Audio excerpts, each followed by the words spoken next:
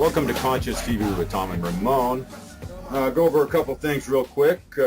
Visit the website, of course. Want to thank everybody for their generous donations that have been coming in, and we really appreciate it. Yeah, we definitely, yay. Conscious-tv.com is the website. You can check out all our old archive stuff, and there's some really good information on there. Ramon and I try to keep some of the more current news popping on our news section there, video links, et cetera, et cetera, et cetera. So stop by and check it out. Ramon, who have we got tonight? We got someone who has a very interesting story and one that I've looked into myself, but we'll let him talk about it. Stephen Sidoni is an author, filmmaker, and social activist. Stephen spent his time searching for answers to many of his history's unsolved mysteries. He is without a question a real-life Indiana Jones in his quest to uncover the truth. Stephen, welcome to the show. Hi. Thank you very much, Mom. Stephen or Stephen? Because I hear some people call you Steve. Okay. Well, it's I like the pronunciation Stephen, but it could be Stephen. I mean, it's either or, tomato, tomato, but for today, it'll be Stephen. All right. You got Cool. that down. So, Stephen, the legend of J.C. Brown, that is a fascinating story. So what got you into researching this? Well, in 2007, Tom, I was just finishing a screenplay. I had written 3 comedies, and I was looking for a challenge, so I went on the internet and I decided to search for any interesting stories that I could write about. And it was then I stumbled upon The Legend of J.C. Brown. It was an excerpt from a book written by Emily A. Frank called California's Mystic Mountain, Mount Shasta. So I became fascinated by the story, and then I decided I was going to spend 2 weeks at the New York Public Library to investigate the legend. Now, for those of you who don't know about the legend, I'd like to take a couple minutes here just to set it up. It's a baffling story about a man by the name of J.C. Brown, who in 1934, at the age of 67, appears in Stockton, California.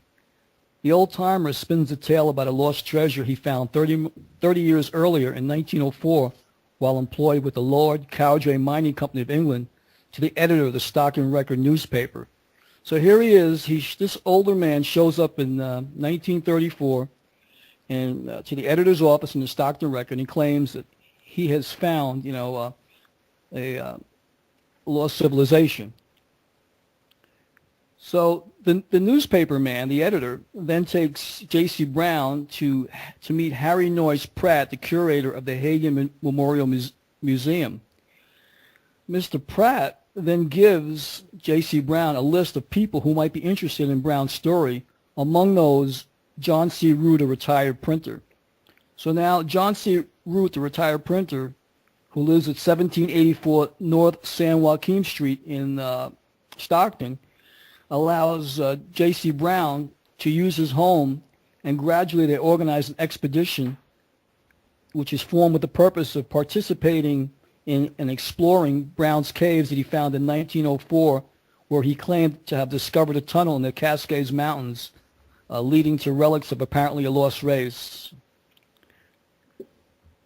So now I read that when he was putting this this expedition together, that he'd gathered quite a few people together, and Yep.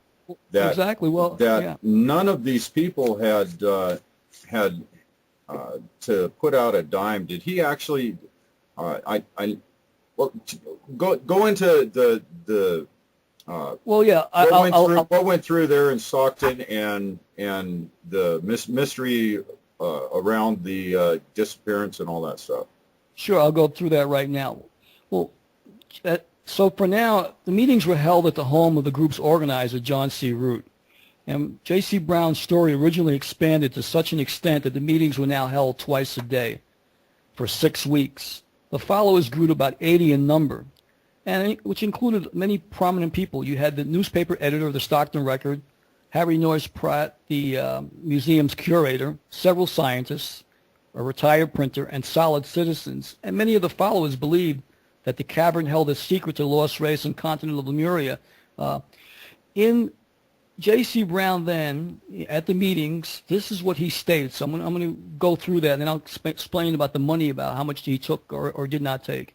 J.C. Brown now tells the group that, in 1904, he was employed for the Lord Cowdray Mining Company of England. He was hired to prospect for precious metals in the gold-bearing region, and while there, he ran into a section of rock on the face of a cliff, which didn't seem to match the surrounding foundation. While examining the curious stone, he noticed it blocked an entrance to what appeared to be a cave. Brown, a geologist, thought the entire scene was unnatural and began to dig out the mouth of the cave, which is full of debris and vegetation. He began to see that it was not a small cave after all, and after much digging, he found himself in a tunnel which curved downward into the mountain. So here it is now. He finds this tunnel. So equipped with lanterns and miner's paraphernalia, he sets out to explore it.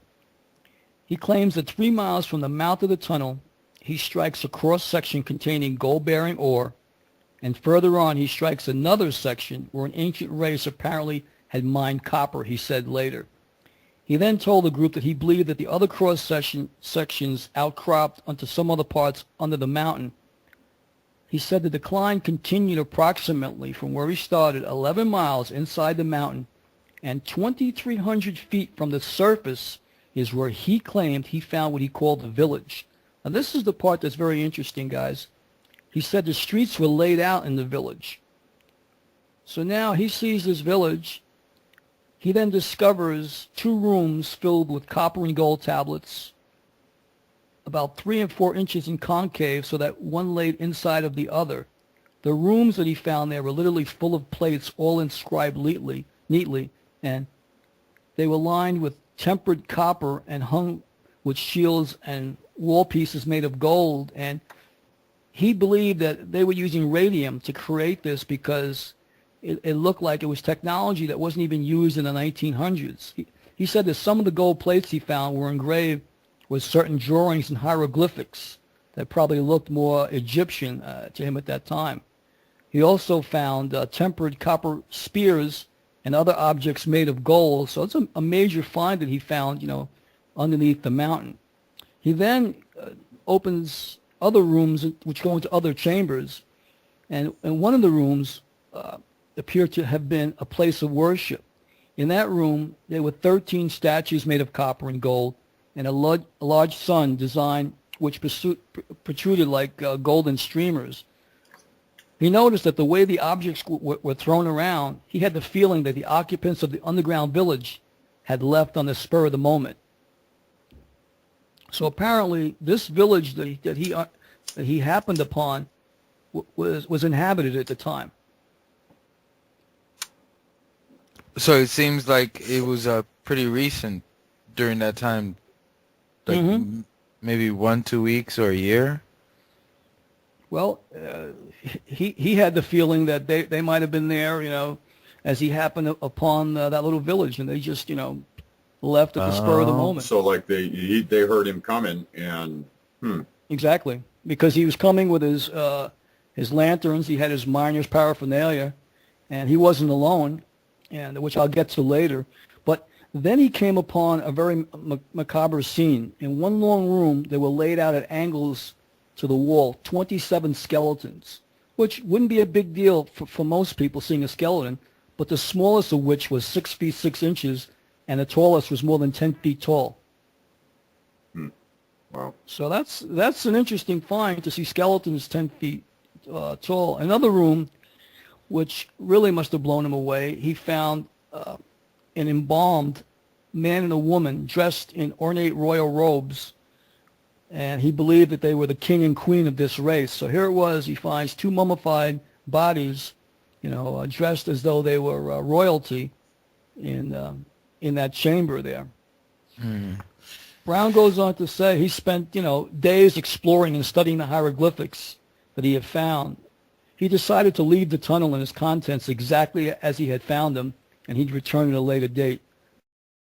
But first, he cleverly concealed the entrance of the tunnel, and he marked it on his map exactly where it was on the mountain. So, answer to your question, Tom, he told the group that after the 6 weeks of meetings that they would leave on June 19th at 1 p.m. to go to Mount Shasta to dig out these treasures, and that there were 3 caves in total, and in 2 of the other caves, for the people that would come with him to help catalog the items, he would then make available what were in those 2 other caves for them. So these people sold their possessions. They all were on the bandwagon to go up to Mount Shasta with him. 80 people waited that morning on June 19, 1934 for J.C. Brown at the designated time. He didn't show up. People waited all day. They waited all night. Finally, the following day, they called the Stockton police, and they did an investigation. But no trace of J.C. Brown could be found. He just completely disappeared. The 80 people who waited in vain for him told the police that they believed in the authenticity of his story, and they believed in the existence of the vast tunnel in Mount Shasta that was filled with golden artifacts. So now the police asked, well, how much money did he take from any of you? And the only thing that they could come up with is that while he was in the federal shelter, he had borrowed $5 from one of the men. And when they asked him why he was in the federal shelter, he said, well, if people had known I was a millionaire, then they would kidnap me, for my money. And I had been kidnapped once before. So here it was. He was telling them, hey, I'm a millionaire. I'm incognito. I'm here at my expense. I'm going to take everybody up to Mount Shasta to unearth, this great archaeological find at my expense. And then he mysteriously disappears. So after reading this, I was, intrigued by what I just read. I said, you know what? I wrote down all the clues that I had learned about the legend, and I decided to go to the New York Public Library and spend at least a month to do my own investigation and see if I could solve the 73-year-old mystery surrounding the man known only as J.C. Brown. And you found something pretty interesting about J.C. Brown, didn't you? Oh, yeah. Well, the first question that we all have, and I'm going to lay this out as, how my mind worked. I says, okay, I've got 7 or 8 clues. The first question I had to ask Ramon was there a man named J.C. Brown? So I did some digging, and the answer was no. I wasn't able to find anyone in the United States named J.C. Brown. So right there, I says, well, maybe this isn't going to go anywhere. So the next question I asked was, did the Lord Cowdray Mining Company exist? Was there a Lord Cowdray Mining Company? So the funny thing is, I went on Google when I'm at the library there, and I Googled it, and lo and behold, there was a Lord Cowdray Mining Company of England. So now I got my first break there. So my second question I asked Ramon was the company named after the owner himself? Was there a Lord Cowdray, And the answer was yes. So now I had to go and try to figure out, okay, well, there was a Lord Cowdray. Who is this man? Is this the same man who shows up in 1934? I don't know. I know they said the man was in his 60s when he showed up. He said he retired. But the man said he had worked for the Lord Cowdray Mining Company all of his life and waited till after he retired before he came up to Shasta to seek the fortune. So the first question was I had to rule out Lord Cowdray or, make him definitely the guy who was J.C. Brown.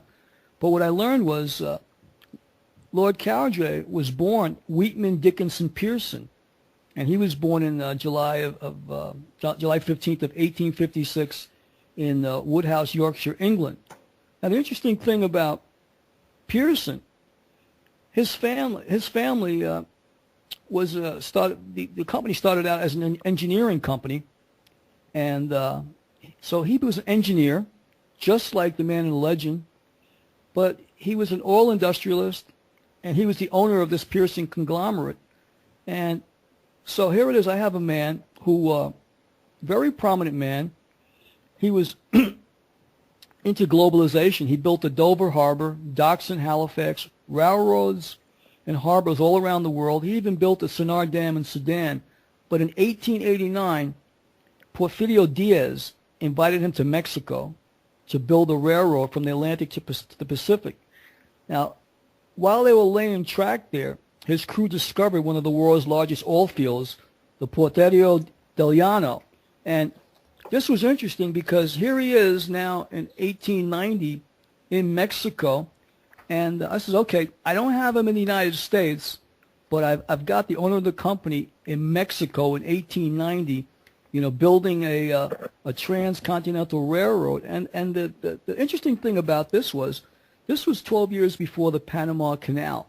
So the Lord Cowdray Mining Company got the rights to build a railroad that went from the Gulf Coast of Mexico to the Pacific side. The railroad was 210 miles long, and goods were able to go from the United States to the Far East, to Japan, to wherever, and back and forth, and beat the Americans to the punch before they built their Panama Canal there. So this was a major thing.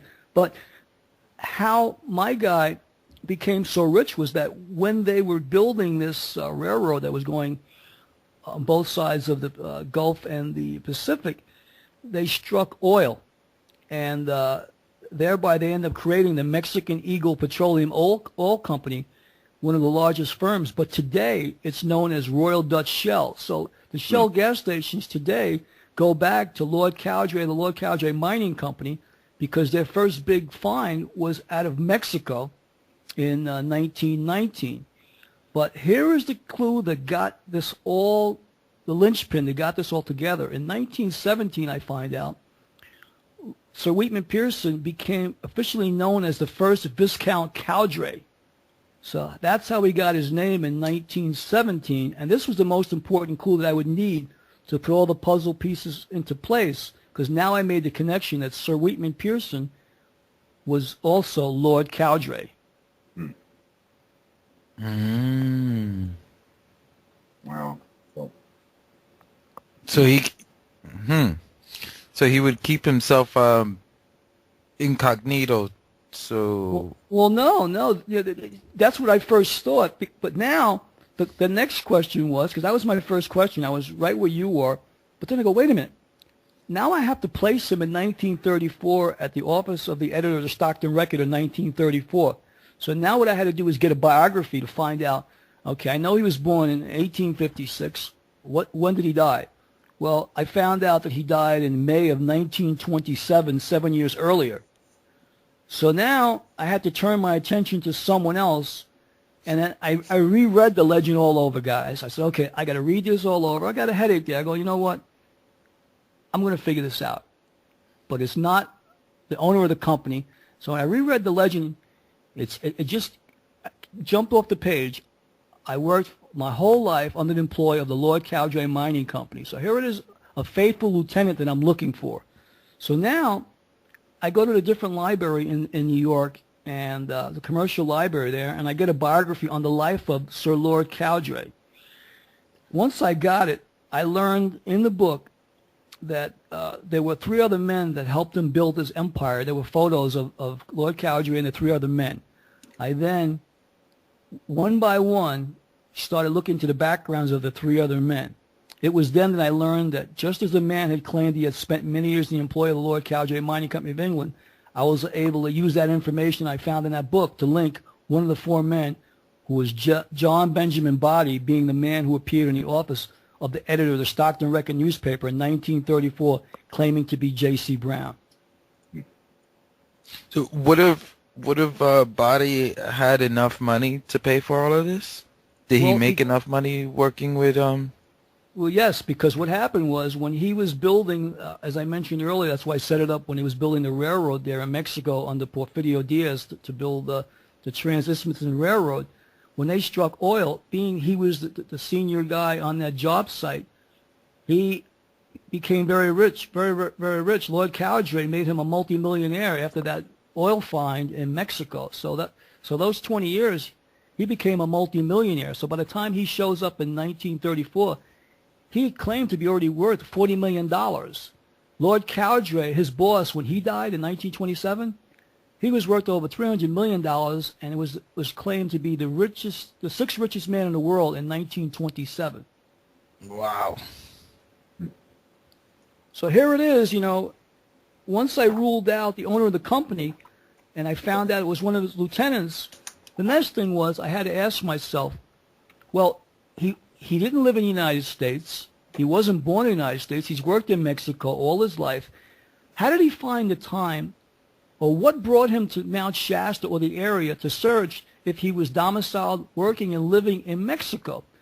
And I put it up to my higher self. I said, what do you think? The next day, I was guided to go back to the library, and I decided, well, you know what? Let me look at border crossings through the United States, Mexico, or Canada, and see if I can find Sir Lord Cowdray, or his real name, Sir Wheatman Pearson, and J.B. Body, or anybody else that I found in that biography, in that book, coming in through Mexico or through other ports of entry to the United States around 1904, 1907, similar dates that were claimed in the legend. And then, so interestingly enough, when I went and I looked at the border crossings, bullseye, I was able to find Sir Wheatman Pearson coming over the border in 1903 with J.B. Body, W.E. Sayers, and Robert Adams. So just as in the legend that J.C. Brown claimed that he had gone up there in 1904 in March, here it is. I have a border crossing not only with him, but with his boss and two other engineers. Then I look further into border crossings.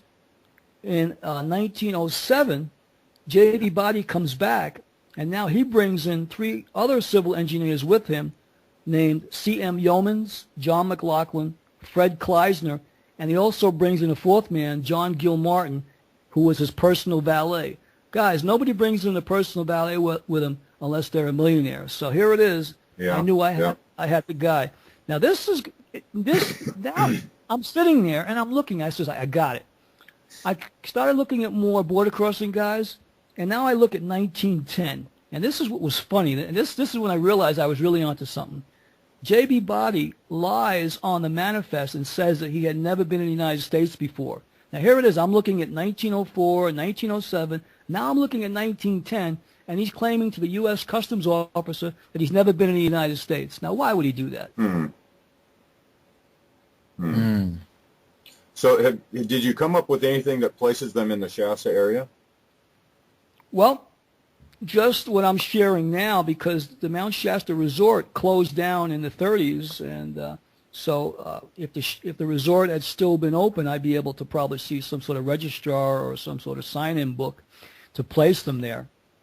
So no, I didn't have anything as far as that would go, because there's no records of a building that's been demolished. All right, here's my question. Is there any border entries that you can find from any of those men in 1934? Well, 1934 is when he shows up in Stockton Record and claims that 30 years earlier he had found these things up in Shasta.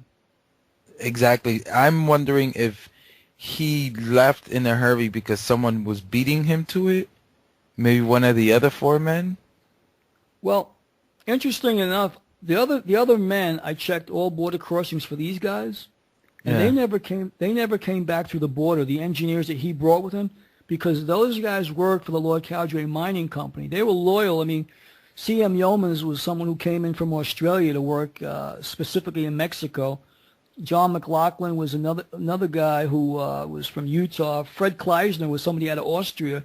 So the people he brought in there on the second time with him, the engineers, were brought in under the instructions of Lord Cowdray himself, the owner of the company. So this was something that initially was done between the owner and J.B. Body together to orchestrate this, or bring my guys up there and see what you guys come up with. Once I ruled out the owner of the company and I found out it was one of his lieutenants, the next thing was I had to ask myself, well, he didn't live in the United States. He wasn't born in the United States. He's worked in Mexico all his life. How did he find the time, or what brought him to Mount Shasta or the area to search if he was domiciled, working, and living in Mexico?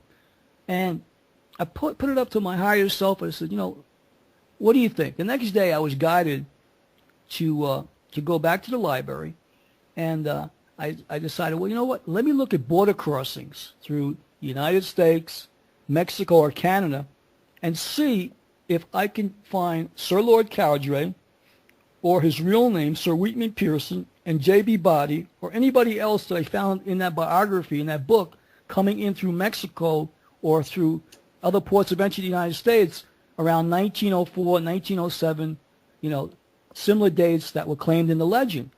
And then, so interestingly enough, when I went and I looked at the border crossings, bullseye, I was able to find Sir Wheatman Pearson coming over the border in 1903 with J.B. Body, W.E. Sayers, and Robert Adams. So just as in the legend, J.C. Brown claimed that he had gone up there in 1904 in March, here it is. I have a border crossing, not only with him, but with his boss and 2 other engineers. Then I looked further into border crossings. In 1907, J.B. Body comes back, and now he brings in 3 other civil engineers with him named C.M. Yeomans, John McLaughlin, Fred Kleisner, and he also brings in a 4th man, John Gilmartin, who was his personal valet. Guys, nobody brings in a personal valet with them unless they're a millionaire. So here it is. Yeah. I knew I had the guy. Now now I'm sitting there and I'm looking. I says, I got it. I started looking at more border crossing guys, and now I look at 1910. And this is what was funny. This is when I realized I was really onto something. J.B. Body lies on the manifest and says that he had never been in the United States before. Now here it is. I'm looking at 1904, 1907. Now I'm looking at 1910, and he's claiming to the U.S. Customs officer that he's never been in the United States. Now, why would he do that? So did you come up with anything that places them in the Shasta area? Well, just what I'm sharing now, because the Mount Shasta Resort closed down in the 30s, and so if the resort had still been open, I'd be able to probably see some sort of registrar or some sort of sign-in book to place them there. So no, I didn't have anything as far as that would go, because there's no records of a building that's been demolished. All right, here's my question. Is there any border entries that you can find from any of those men in 1934? Well, 1934 is when he shows up in Stockton Record and claims that 30 years earlier he had found these things up in Shasta. Exactly. I'm wondering if he left in a hurry because someone was beating him to it. Maybe one of the other 4 men?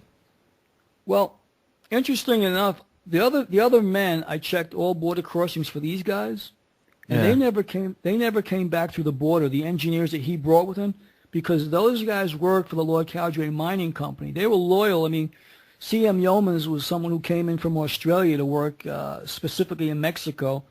John McLaughlin was another guy who was from Utah. Fred Kleisner was somebody out of Austria. So the people he brought in there on the second time with him, the engineers, were brought in under the instructions of Lord Cowdray himself, the owner of the company. So this was something that initially was done between the owner and J.B. Body together to orchestrate this, or bring my guys up there and see what you guys come up with. So, I mean, this was done through the company initially. Now, what was interesting then, in 1911, Lord Cowdray again accompanied J.B. Body back over the border, Laredo, Texas border in 1911. So the owner of the company not only comes in first in 1904 with J.B. Body, but he comes in again in 1911 to come back up to Mount Shasta again. So here it is. He's an active part in this in the first 7 years, after the discovery of the tunnel. I'd like to find the stuff that they actually took out of there, because I'm sure that they couldn't have just not taken anything. Well, you know what I mean?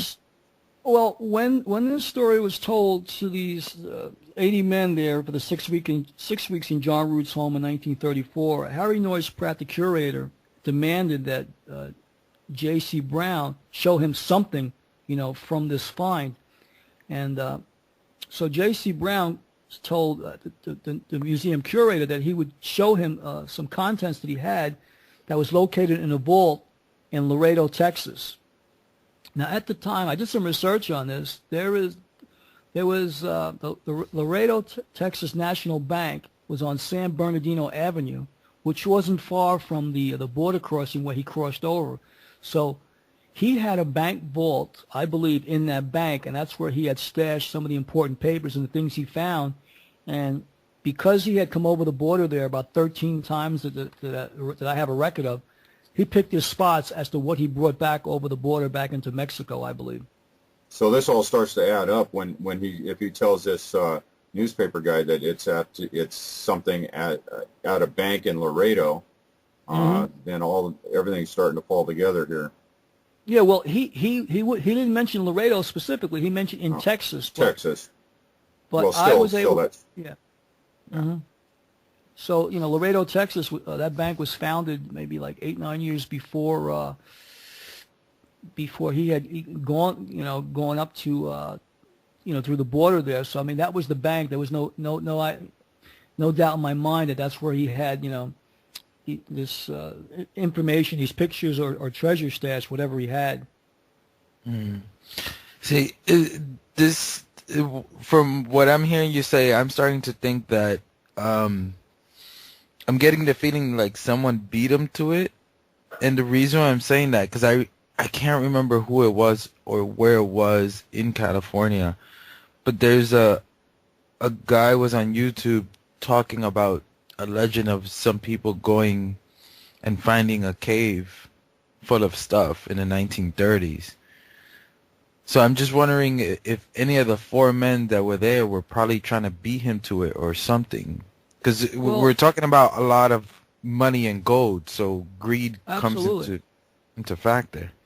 Oh, it's a big factor. That's why I look closely at the other 3 men that he was with, and on the first trip, and then the other 3 men that he brought in on the second trip to see if I could tie any of them coming back into the country, and see if they were the ones who went out there and made. Because like you said, there's gold fever.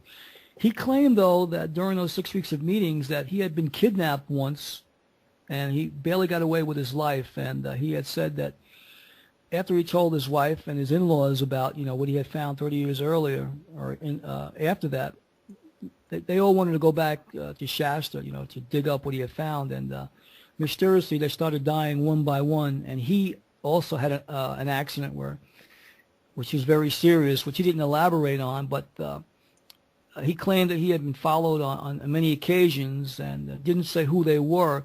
But I'm sure that people didn't want this secret to come out, and they did not want him coming into the country to change the existing paradigm at that time. Yeah. So you believe you've done some searching up there yourself, up on Shasta yourself. I'm going to get to that now. Yeah. So after I discovered all this on paper, I contacted the Stockton Police Department, and I informed them that I could solve the disappearance case of J.C. Brown.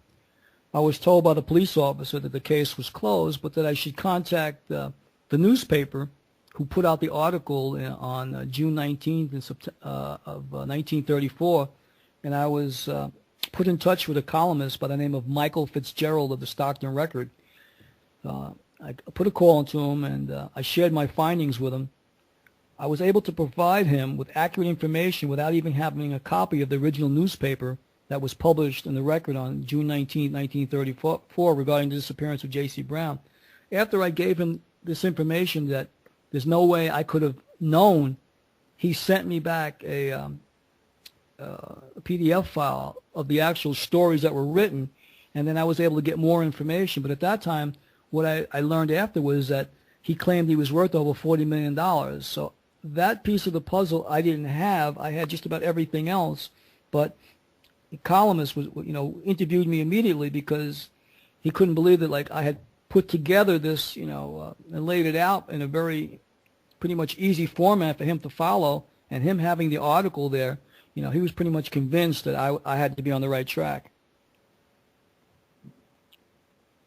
And then after that, did you head over to Shasta, or were you still? Well, right after that, I decided, well, you know what, I'm going to go public. So I ended up going on Coast to Coast with George Noory, and shared it with George. And then I got some a lot of people hitting my website. I've got emails, and then I got contacted by a viewer who sent me a CD about Mel's Hole and said it might be something to do with my research. I ended up coming out to the West Coast and started looking for, the tunnel myself. But what was interesting is in November of 2008, I was sent an email from a man named James, who I later became friends with after he listened to my interview with George, as I mentioned on Coast to Coast, and he emailed me a story.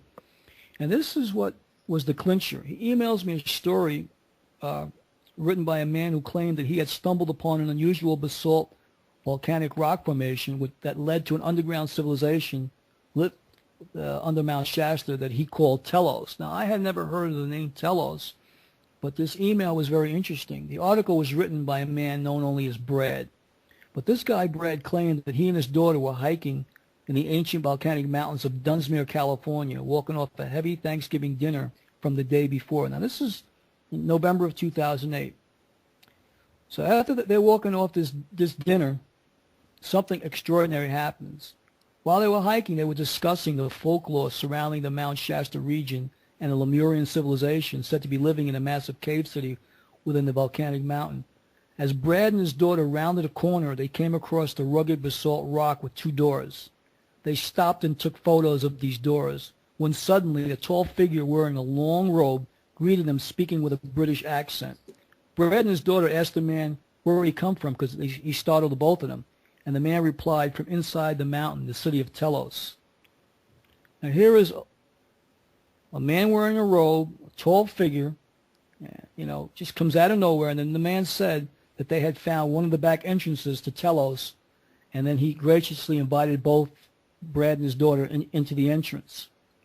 Now, Brad and his daughter, they were curious, but of course they were both frightened, and they declined the man's offer to go inside of the mountain with them. The figure then, as quickly as he arrived, disappeared, but before leaving, he swore Brad and his daughter both to secrecy, never to reveal the location of the doors to Telos. Brad concluded the story by stating that until this time, he and his daughter considered the Lemurian civilization to be mere folklore. Guys, after reading the story and looking at the photo, I jotted down all the notes and the clues I'd learned from it, and I decided that I was going to look for this rock formation, because as I studied the photo closely, I believed that there were no coincidences in life, guys, that when I got this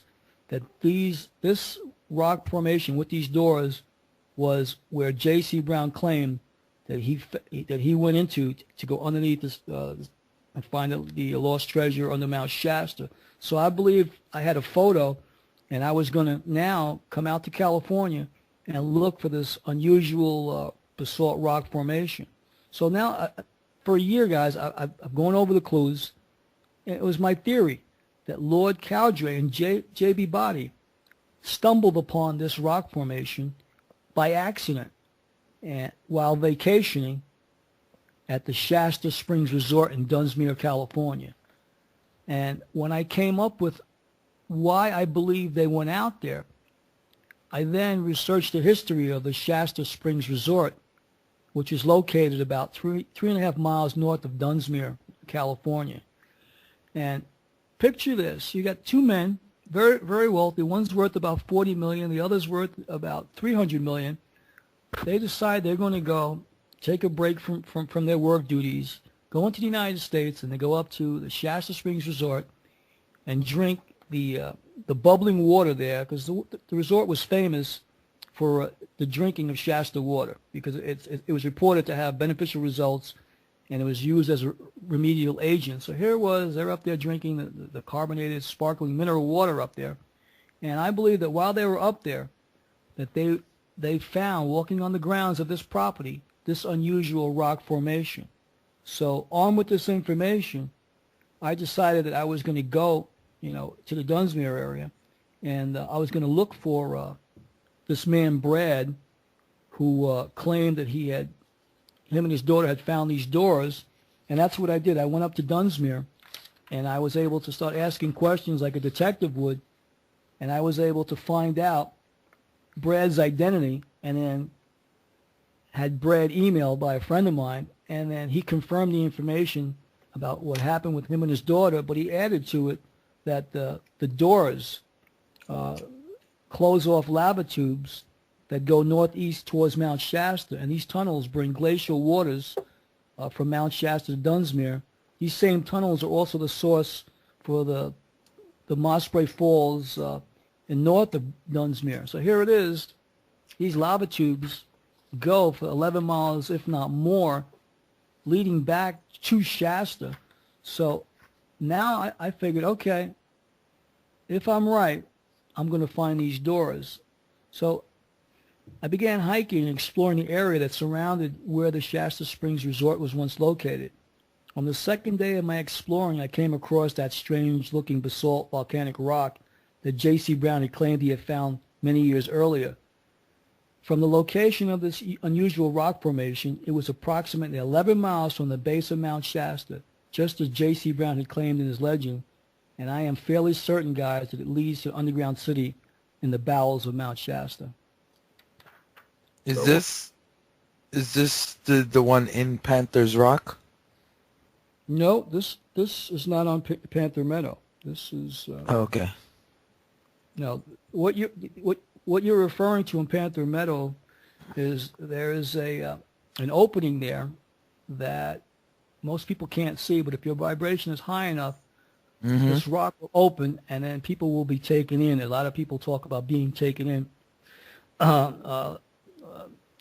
Telosians will come out, ascended masters that will take certain people in there, but the opening will only appear if the right conditions exist. It could either be through harmonics, it could be certain things, elements have to come into play, but there is other openings up on the mountain but they cannot be seen by the naked eye. But there have been a number of people that have been known to be taken in. And a lot of stories come up from Panther Meadow and up further that I've documented. And I've been up in Panther Meadow, and I know where some of these other places are on the mountain. So yeah, there is some truth to what you just elaborated to. But those openings appear to be more an etheric nature, not in the physical 3D. It's more in the fifth dimension that you're referring to.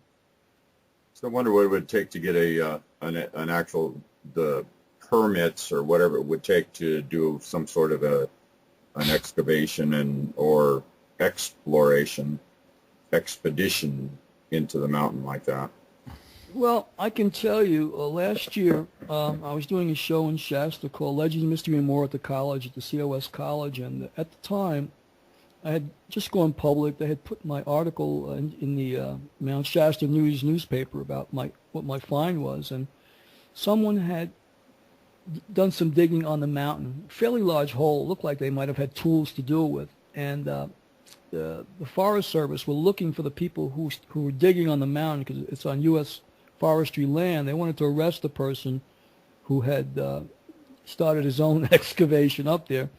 And someone had even gone to the college and was asking if they could have all the copies of my shows because they wanted to see if I had claimed that I had done any digging up on the mountain where this excavation had taken place. So, which was funny because they bought the 13 or 15 shows that I did, at the college, and but I'm still here, so obviously I wasn't the one who was responsible for the digging. You won't be able to get a permit to dig unless the Smithsonian Institute or some people of that nature would be going with you or would be overseeing the dig, I would think. Yeah.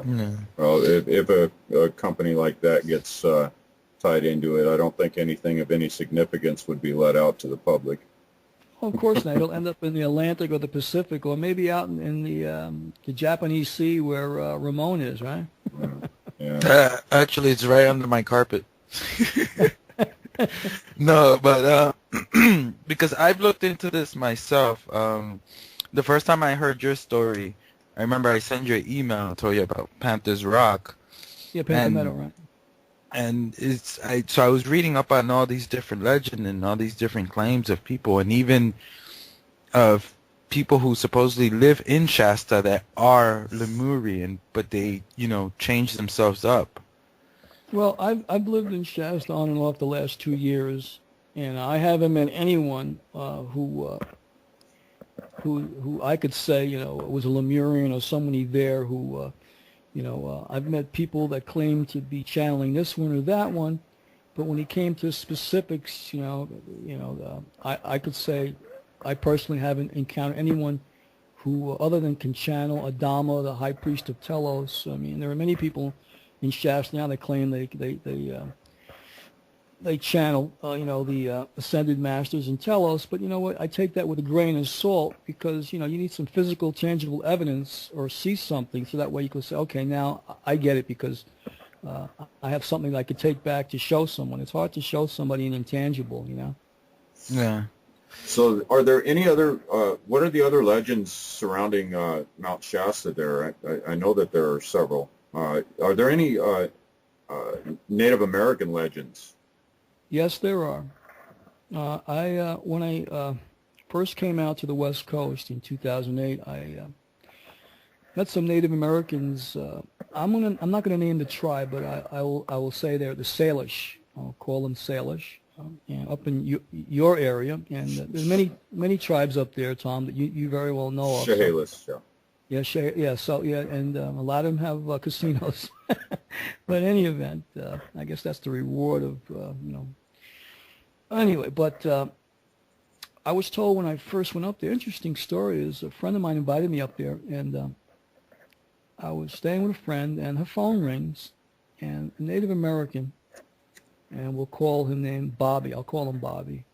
Calls my friend up and says, "Is your friend here yet?" She says, "Who, Stephen?" He says, "Yes." She says, "Tell him I need to talk with him." Now, he says, "I'll be right over." She hangs up the phone and turns to me. She says, "I don't know how in the world that Bobby knew you were coming, but he needs to talk with you." So I says, "Well, who is he?" She says, "Well, he's a native elder from a certain tribe, and told me that he would Sundance in Arizona, and he was, a very spiritual man, a shaman, if you will. But he wouldn't claim to be a shaman if you asked him. But he'd smile if you gave him the title. He goes, "Well, they say I am." Yeah. So a very modest man. But he comes, and I met him, and he says, "Can we take a walk?" So we go take a walk, and he says, "I was told you were coming."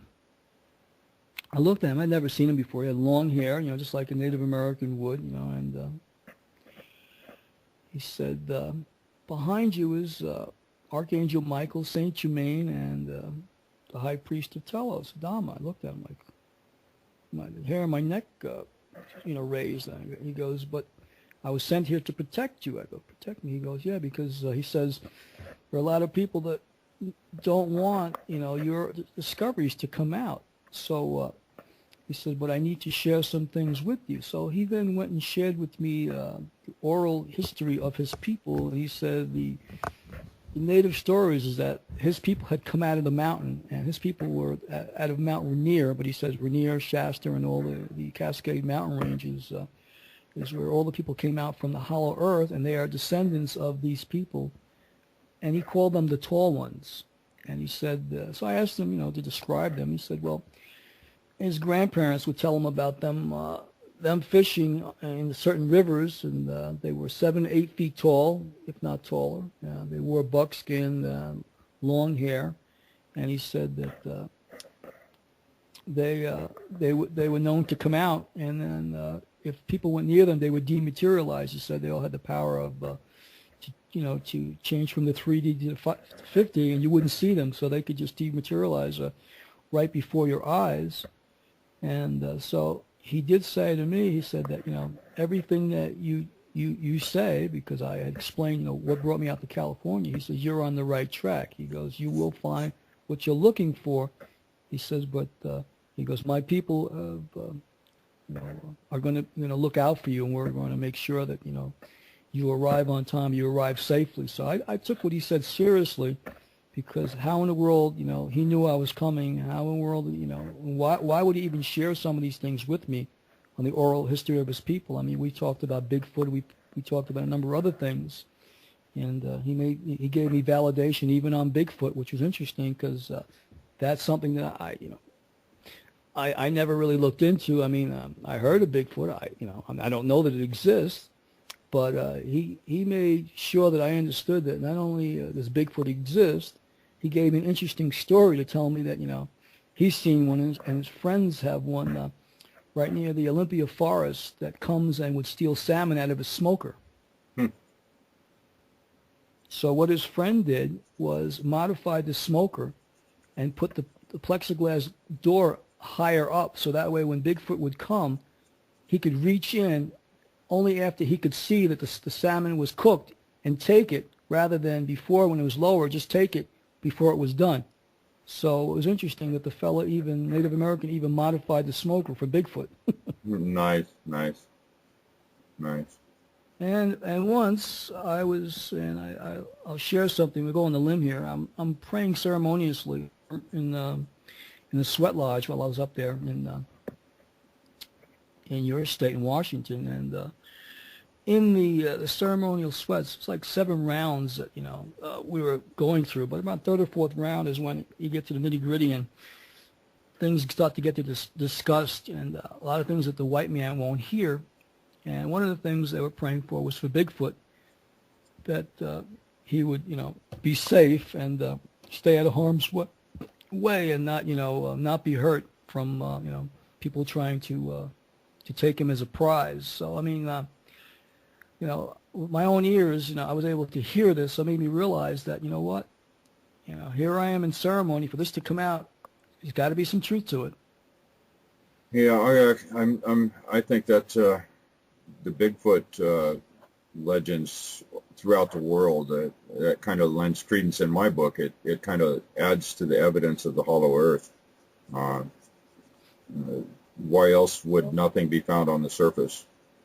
So I think they're a subterranean or inner Earth creature, personally. Well, I agree 100% with you. And I'll share a story that I shared with Ramon only after. I'm going to just tell you guys that James Gilliland wants to say hello to both of you. He says, I should say hello to both of you and say hello to you two crazy guys. That would be us. So okay, I will pass it on, but I'll do it in a lovingly fashion. But being I mentioned his name, I'm going to share a story.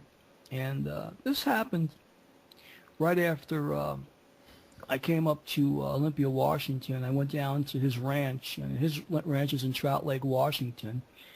And I was going to stay at his ranch for 3 days. And so this is August now of 2008.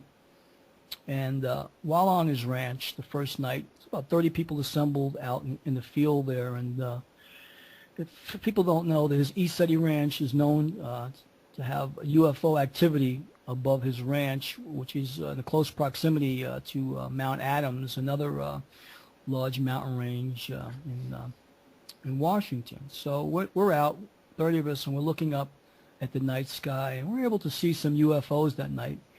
We're out about 2 hours. It was 8 till about 10, and around 10 o'clock it started to rain very hard. So everybody scattered, and I had a tent, and my girlfriend had a tent right out in the open field, and we went to bed, and sleeping about 4 hours, and all of a sudden I see a figure over my tent. It must have been about 8 or 9 feet tall.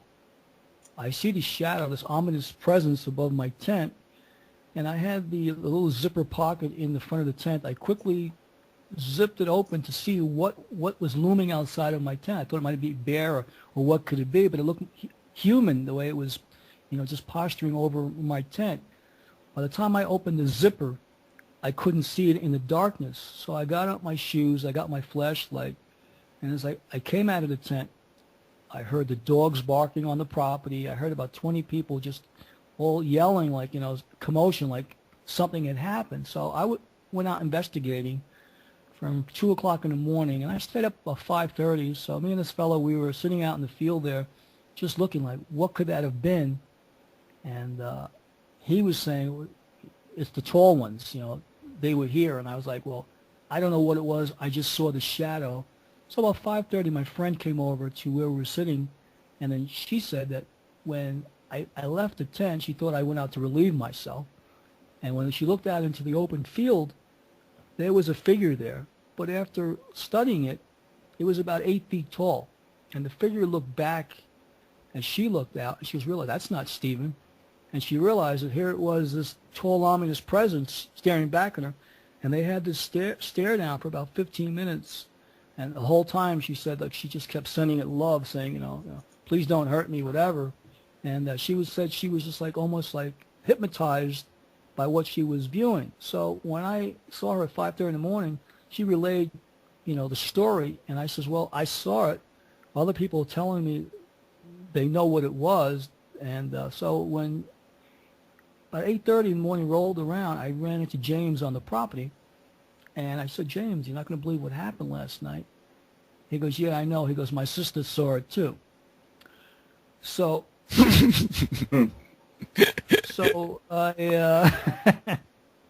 least I had validation, that, it was something that was just, unbelievable. And I don't know how I would have reacted to it had I actually seen it, because it was 2 o'clock and I just opened the zipper. And, to have something staring at you like that, I mean, I could have had a heart attack. I don't know what happened, but I just know that, it wasn't of the world that I'm known to experience at the time. But I did get validation in the morning that, there are Lemurians and they're out there. And I guess,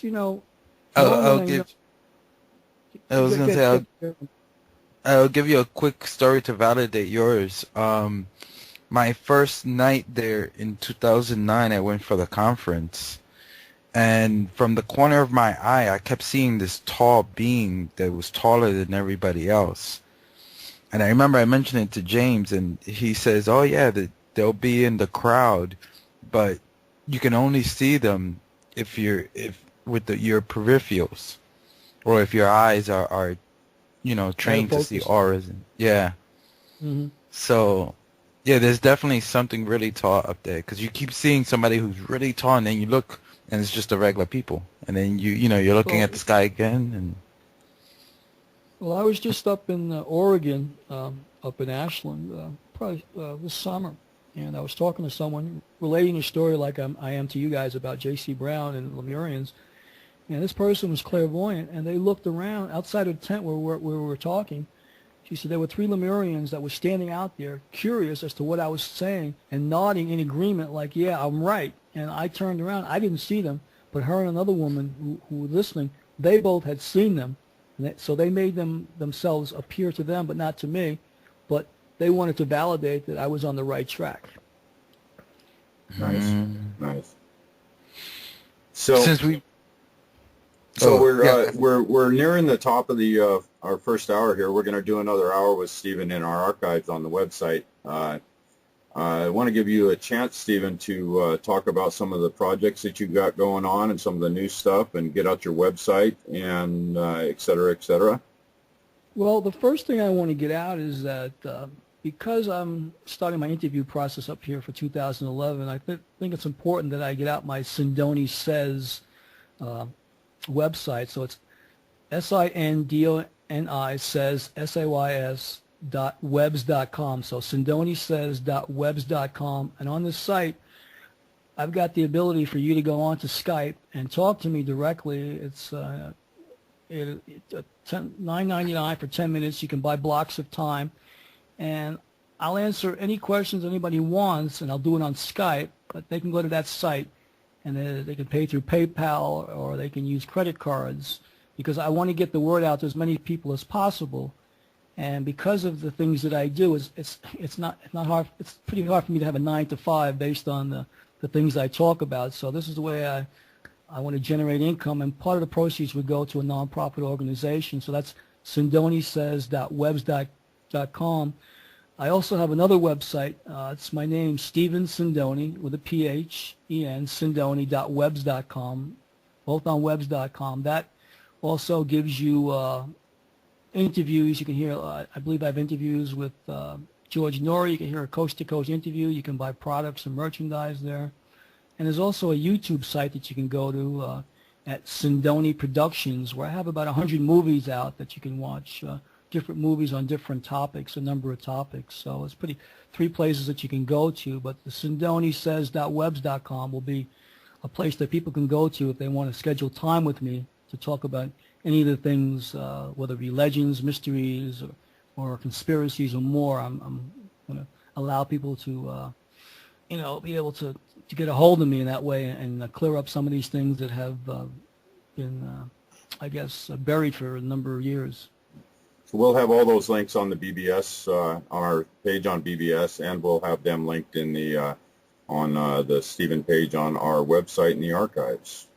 Well, Yeah, that's you have awesome. to I do is really appreciate- click on his photo, and I'll take you right to his website. Oh, what were you saying, Stephen? Well, I thank you guys for allowing that to happen because, as I said, I mean, this information is needs to come out, and I think it's time the masses get a wake-up call. Yep. So we're going to continue this in our archive section, and we're going to go into some of the inner Earth stuff and talk about a lot of the stuff going on there, some of the legends and things going on, the evidence for our hollow Earth. So I hope everybody pops on over and joins us on the website to continue this great interview. Yeah, and make sure, don't believe anything you hear. Do the research yourself. And if you research into a lot of the things we talk about on the show, you'll be amazed. Tom? Condemnation without investigation is the height of ignorance. So, And I always say, if believe in 50% of what you hear and investigate the other 50%, and then discern the truth for yourself. there we go.